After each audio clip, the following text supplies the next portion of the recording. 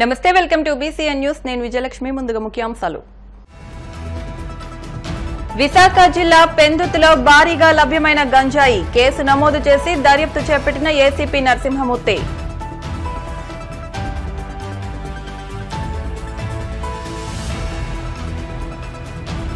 కూటమి ప్రభుత్వంపై మాజీ మంత్రి పేర్ని నాని విమర్శాస్త్రాలు పూర్తి స్థాయి బడ్జెట్ ప్రవేశపెట్టలేని దుస్థితిలో కూటమి ప్రభుత్వం ఉందంటూ ఎద్దేవా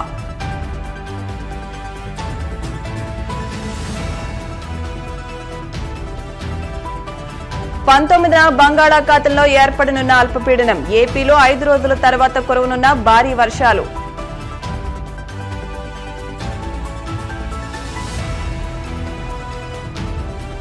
మాజీ మంత్రి బాలినేనిపై ఒంగోలు ఎమ్మెల్యే దామచల్ల జనార్దన్ ఫైర్ అవినీతిపై విచారణ జరిపిస్తామంటూ సవాల్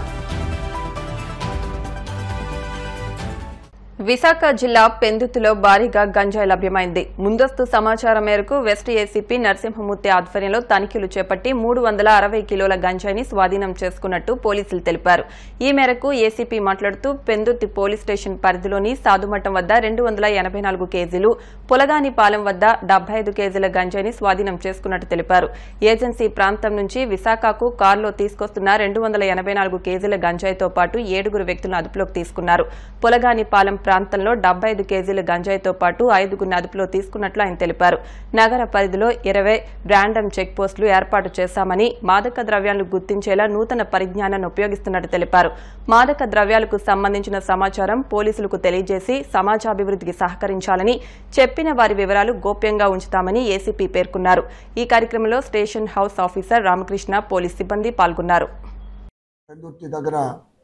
గతంలో కూడా మీకు చెప్పాను 20 ప్రాంతాల్లో డైనమిక్ చెక్ పోస్టులు పెట్టడం ఆ డైనమిక్ చెక్ పోస్టుల్లో గాంజా కూడా దొరకడం అనేది జరిగింది పందా కొనసాగిస్తున్నందువలన గాంజా విశాఖపట్నంలోకి వచ్చి ఇక్కడి నుంచి బయటికి వెళ్ళే దారులన్నీ కూడా టైట్ చేసినందువలన నిన్న సరిపల్లి దగ్గర దాదాపు ఏఎస్ఆర్ డిస్ట్రిక్ట్ కానివ్వండి ఒరిస్సా నుంచి కానివ్వండి విశాఖపట్నంలో రావాలంటే అది ప్రధానమైన మార్గం దాని మీద మేము ఫోకస్ చేయడం అనేది జరిగింది సరిపల్లి పెందుర్తికి విశాఖపట్నం సిటీకి పెందుర్తి పోలీస్ స్టేషన్లో గేట్వేలా ఉంటుంది కాబట్టి అక్కడ ఫోకస్ చేయడం జరిగింది మా సర్ప్రైజ్ చెకింగ్ బృందానికి అక్కడ చెక్ చేయడం జరిగింది దాంట్లో భాగంగా 7 ముద్దాయిలు నిన్న అరెస్ట్ చేయడం జరిగింది వాళ్ళ దగ్గర 284 కేజీల గాంజా ప్యాకెట్ల రూపంలో దాన్ని వాళ్ళు తీసుకువస్తున్నారు కారులో తీసుకురావడం వాళ్ళని కారులో తీసుకొచ్చినప్పుడు ఎవరు కూడా ముందు ఉన్నారా లేదా సిబ్బంది పోలీస్ చెకింగ్లు అలాంటివి ఉన్నాయా లేవని మోటార్ సైకిల్ మీద రెక్కీ చేసి రావడానికి ఉపయోగించిన మోటార్ సైకిల్ ఈ మనుషుల్ని కార్ని ఆ గాంజాని కూడా మా సిబ్బంది వాళ్ళు ఉపయోగించే టెక్నిక్స్కి దాన్ని కౌంటర్ చేస్తూ మా వాళ్ళు చాలా ప్రొయాక్టివ్గా ప్రాస్పెక్టివ్గా ప్రణాళికాబద్ధంగా వాళ్ళందరినీ కూడా పట్టుకోవడం జరిగింది అదే పెందుర్తి పోలీస్ స్టేషన్ లిమిట్స్లో నిన్న పులగానిపాలెం దగ్గర కూడా ఒక ఇంటిలో 75 కేజీల గాంజా అది కూడా ఏజెన్సీ ప్రాంతం నుంచి రావడం జరిగింది అక్కడ కూడా ఒక ఇంట్లో స్టోర్ చేయడం జరిగింది ఆ ఇంట్లో అక్కడి నుంచి ప్రసాద్ అని గుంటా ప్రసాద్ అని అతను ఏజెన్సీ నుంచి పంపిస్తే ఒక అధునాతనమైన ఇల్లు సౌకర్యవంతమైన విలాసవంతమైన ఇంట్లో వాళ్ళు ఉంటూ ఈ 75 కేజీలు అక్కడ పెట్టడం జరిగింది తద్వారా దాన్ని అమ్మటానికి ప్రణాళిక వేసుకున్నారు వాళ్ళు 5 ముద్దాయిలు కూడా అరెస్ట్ చేయడం అనేది జరిగింది అక్కడ 284.5 కేజీలు అక్కడ 75 కేజీలు ఇక్కడ ఒకే రోజు చేయడానికి జరుగుతుంది గాంజాయి త్రాగిన వాళ్ళు పట్టుకోవడం జరుగుతుంది డెకాయ్ ఆపరేషన్స్ చేస్తున్నాము ఎక్కడెవరైతే త్రాగిన వాళ్ళు ఉంటున్నారో వాళ్ళు పికప్ చేస్తున్నాము తల్లిదండ్రుల ద్వారా కౌన్సిలింగ్ చేస్తున్నాము అలాగే మార్పు కేంద్రాలకు కూడా పంపించడం కూడా చేస్తున్నాము ఒకవైపు నియంత్రణ ఎవరైతే సోర్స్ ఎవరైతే గాంజా పండిస్తున్నారో వాళ్ళ మీద చర్యలు తీసుకుంటాం ఎవరైతే ట్రాన్స్పోర్ట్ చేస్తున్నారో వాళ్ళ మీద క్రిమినల్ చర్యలు తీసుకుంటాం కన్జ్యూమర్స్ మీద కూడా క్రిమినల్ చర్యలు తీసుకుంటూ వాళ్ళని మార్చాల్సిన అవసరం ఉంది కాబట్టి వాళ్ళని మార్పు కేంద్రాలకు కూడా పంపించి డీఅడిక్షన్ సెంటర్లు కూడా పంపించి చేస్తున్నాం ఈ నెలలోనే మీకు మొన్న డైనమిక్ చెక్ పోస్టులు పట్టుకోవడం ఇప్పుడు పట్టుకోవడం మిగతా చిన్న మొత్తంలో పట్టుకోవడం ఈ విశాఖపట్నం సిటీలో ప్రతిరోజు కూడా గాంజా సీజన్ అనేది జరుగుతుంది ఈ 100 రోజుల ప్రణాళిక మంచి ఫలితాలు ఇస్తుంది తద్వారా పోలీసులు కూడా మంచి పనితీరు కనబరుస్తూ ఉన్నారు. కింది స్థాయి సిబ్బంది రాత్రి పగలు ఎండనక వర్షం అనక మీరు చూస్తున్నారు, ఆ రోడ్ల మీద కంటిన్యూస్గా చెక్ చేసుకుని ఈ రకమైన రిజల్ట్స్ తీసుకుంటున్నారు. వీళ్ళందరినీ కూడా వైజాగ్ సిటీ పోలీస్ కమిషనర్ గారు కూడా అభినందించారు. వారికి కూడా రివార్డ్స్ రూపంలో వాళ్ళని ఎంకరేజ్ చేయడం జరుగుతుంది. సభాముఖంగా వాళ్ళందరినీ కూడా ప్రోత్సహించడం చేస్తామని చెప్పారు కమిషనర్ గారు. తద్వారా కూడా సిబ్బంది కొంచెం మోటివేట్ అయ్యి ఈ రకమైన రిజల్ట్స్ తీసుకురావడం అనేది ఇది చాలా పకడ్బందీగా చేయాల్సిన అవసరం ఉంది. దీంట్లో ప్రజల సహకారం కూడా చాలా అవసరం కాబట్టి మీరందరూ ముందుకొచ్చి దీన్ని నివారించాలి. దీన్ని మీ సహకారం అవసరం ఉంది. కూటమి ప్రభుత్వంపై వైసీపీ విమర్శనాస్త్రాలు సంధిస్తోంది. వైసీపీ నేత మాజీ మంత్రి పేర్ని నాని మాట్లాడుతూ పూర్తిస్థాయి బడ్జెట్ కూడా ప్రవేశపెట్టలేని దుస్థితిలో చంద్రబాబు అనుభవం ఉందని ఎద్దేవా చేశారు. రాష్ట్రంపై ఉన్న అప్పులపై వారు చేసిన విష ప్రచారం అవాస్తవమనే విషయం బయటపడుతుందనే భయంతోనే పూర్తిస్థాయి బడ్జెట్ గురించి చంద్రబాబు ప్రభుత్వం ఆలోచన కూడా చేయడం లేదన్నారు. 2019లో వైసీపీ ప్రభుత్వం ఏర్పడే నాటికి రాష్ట్ర ఖజానాలో 100 కోట్లు మాత్రమే ఉన్నాయని, అయినప్పటికీ తాము ఆ ఏడాది జూలై 12న పూర్తిస్థాయి బడ్జెట్ ప్రవేశపెట్టామని తెలిపారు. ఇప్పటికే ఉచిత ఇసుక కొండెక్కగా తల్లికి వందనంతో కోత పెట్టే ప్రయత్నం చేస్తున్నారని ఆరోపించారు. చిత్తశుద్ది ఉంటే సూపర్ 6 పథకాలకు ఎంత కేటాయిస్తున్నారో చెప్పాలని డిమాండ్ చేశారు. చంద్రబాబు నాయుడు గారి సమర్థత చూస్తే 40 ఏళ్ల ఇండస్ట్రీ, 14 ఏళ్ల ముఖ్యమంత్రి, జగన్మోహన్ రెడ్డి గారినేమో ఇష్టారాజ్యంగా నోటికి వచ్చినట్టు బూతులు తిడుతూ, శ్వేతపత్రంలో 4 అబద్ధాలు, 10 జగన్మోహన్ రెడ్డి గారిని బూతులు తిడతాం. ఇదే కదా శ్వేతపత్రం అంటే? తిడతనే, జగన్మోహన్ రెడ్డి గారిని తిడతనే కదా.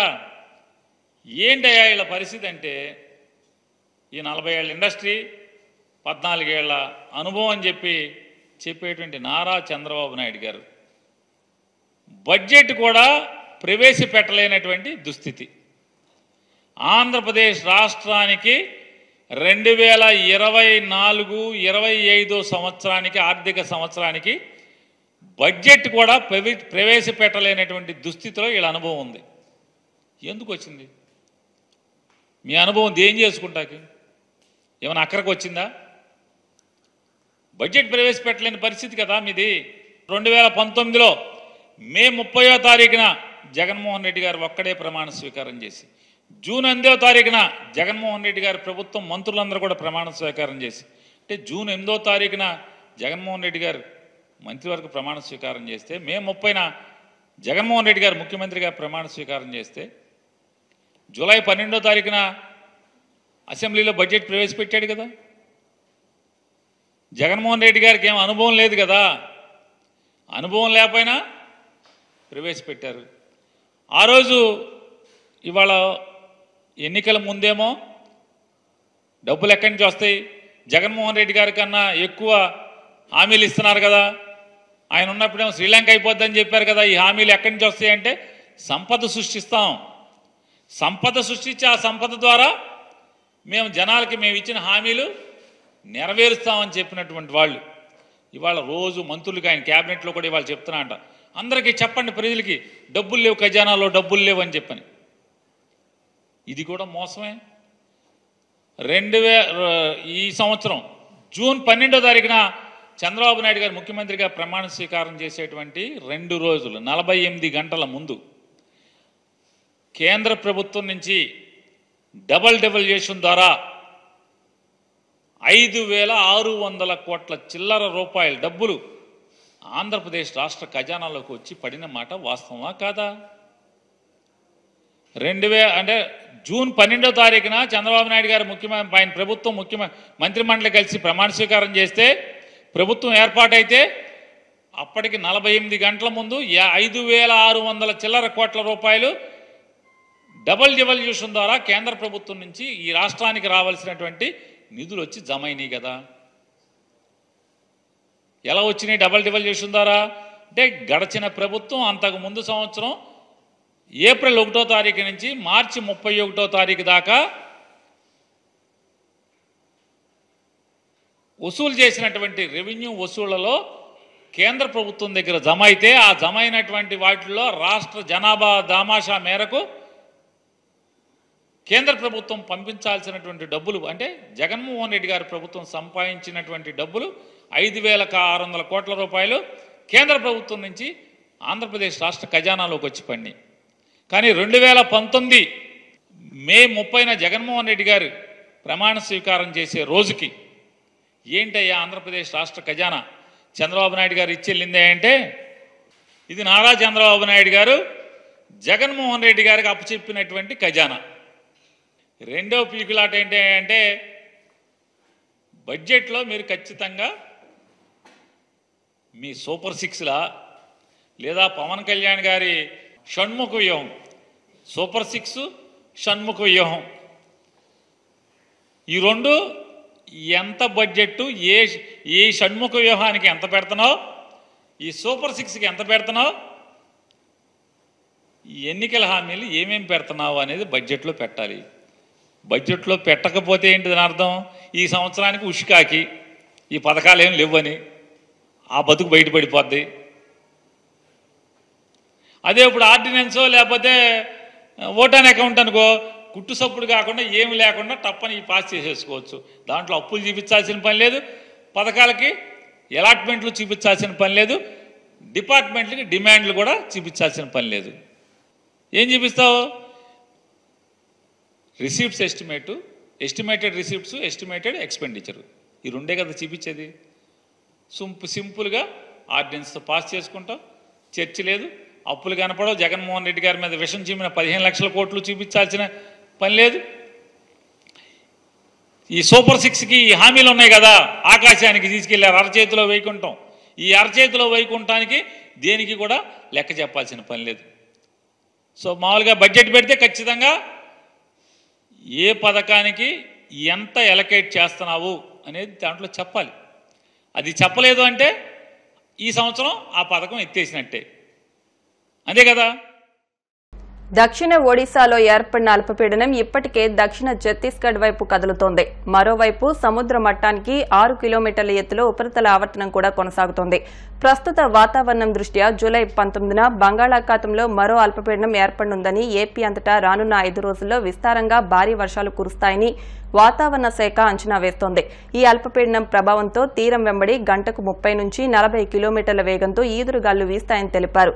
మత్స్యకారులు అప్రమత్తంగా ఉండాలని వాతావరణ శాఖ హెచ్చరిస్తోంది. కోనసీమ తిరుమలగా వర్ధిల్లుతున్న వాడపల్లి శ్రీ వెంకటేశ్వర స్వామి ఆలయంలో బుధవారం ప్రత్యేక పూజలు నిర్వహించారు. వెంకటేశ్వర స్వామికి మంగళ వాయిద్యాల నడుమ శ్రీ స్వామి అమ్మవార్లకు మేల్కొల్పు సేవను నిర్వహించిన అనంతరం స్వామికి ఐశ్వర్యలక్ష్మి హోమాన్ని జరిపించారు. శ్రీ స్వామి అమ్మవార్ల వసంత మండపంలో అష్టోత్తర పూజలను అర్చకులు నిర్వహించగా ప్రత్యేక అలంకరణలో ఉన్న స్వామిని దర్శించుకుని భక్తులు తరించిపోయారు. ఈ మేరకు ఆలయ చైర్మన్ రుద్రరాజు రమేష్ రాజు, ఆలయ కార్యనిర్వహణాధికారి కిషోర్ కుమార్ భక్తుల కోసం ప్రత్యేక ఏర్పాట్లు చేశారు. ఇప్పుడు కాసేపు ప్రకటనలు.